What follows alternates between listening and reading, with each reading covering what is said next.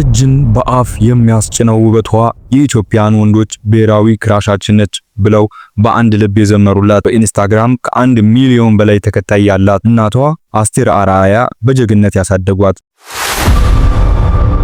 የሽምግልና ስነ ስርዓቷ የከተማውን ሰርቅ ያስናቀ ትልልቅ አውራ ጎዳናዎችን በአበባ ሰልፍ ያዘጋ ነበር። ተዋናይት ሞዴልና የማስታወቂያ ባለሙያ ፍናን ሂድሩ ዛሬ በዚህ ቪዲዮ ስለ ተወዳጇና ታዋቂዋ አርቲስት ፍናን ሂድሩ እና ባለቤቷ ፍቅረአብ ጆሮን ያዝ የሚያደርጉ እንዲሁም ያልተሰሙ አስደናቂ እውነታዎችን ጀባ እንላችኋለን።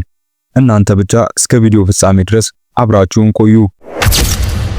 ታዋቂዋ አርቲስት ሞዴልና የማስታወቂያ ባለሙያ ፍናን ሂድሩ ትውልድና እድገቷ በመዲናችን አዲስ አበባ ሳሪስ አዲሱ ሰፈር ተብሎ በሚጠራው አካባቢ ነው።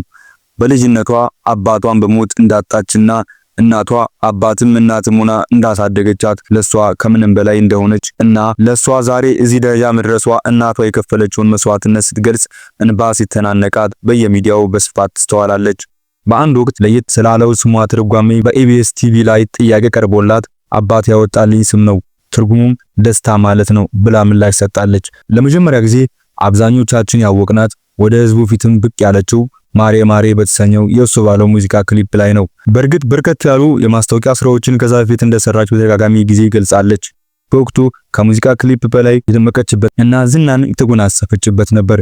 ከዛ በኋላ ብዙ የፊልምና የማስታወቂያ ስራዎችን በር ከፍቶላታል። ለአብነትም 9 ፊልሞች ላይ አስደናቂ የትወና ብቃቷን አሳይታለች። ቁጥር ስፍር የሌላቸው የማስታወቂያ ስራዎችን ጀባ ብላለች። የመጀመሪያ ማስታወቂያ ስራዋ ክፍያው 600 ብር እንደሆነ በመገረም የምታስታውሰው ፍናን አሁን ላይ በሚሊዮን እንደሚከፈላት ጠቅሳለች። በአሁኑ ሰዓት በኢንስታግራም ከ1 ሚሊዮን በላይ ተከታይንም አፍርታለች። በአስደናቂ ውበቷም የአብዛኞቹ የኢትዮጵያ ወንዶች የጋራ ክራሽ መሆንም ችላለች። እሷን በተመለከተ ከሰሞኑ የከተማው ያጨናነቀ ሽምግልና ስነ ስርዓት ነበር። ታዲያ ይህችን ውብ እንስት ያፈሰው እድለኛው አባወራ ማን ነው? ስራውስ ምንድነው ያላችሁ እንደሆነ እኛም የእናንተ ነገር አይሆንልንምና ትንሽ ስለነገሩ ሹክ እንበላችሁ። እድለኛው አባወራ ስሙ ፍቅረአብ ይባላል። ይህ መልካም ወጣት በኮንስትራክሽን ስራ ላይ የተሰማራ ባለሀብት ሲሆን ፍናን የተዋወቀበት መንገድ ትንሽ ለየት ይላል። በአንድ ወቅት ማሬ ማሬ የተሰኘውን ክሊፕ ጓደኞቹ ደጋግመው ሲያዳምጡት ይህ ክሊፕ ይህን ያክል ተወዳጅ ነው እንዴ? እኔ ሰምቼው አላውቅም ይላቸዋል።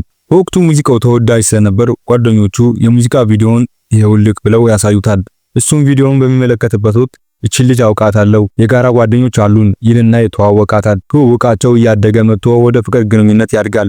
በፍቅር ጓደኝነትም 10 ዓመት ከቆዩ በኋላ በመዲናዋ መነጋገሪያ በሆነ የሽምግልና ስነ ስርዓት በትዳር ለመጣመር ቤተሰቦቿን በክብር ወግ ማረጉን በጠበቀ ስነ ስርዓት ጠይቋል።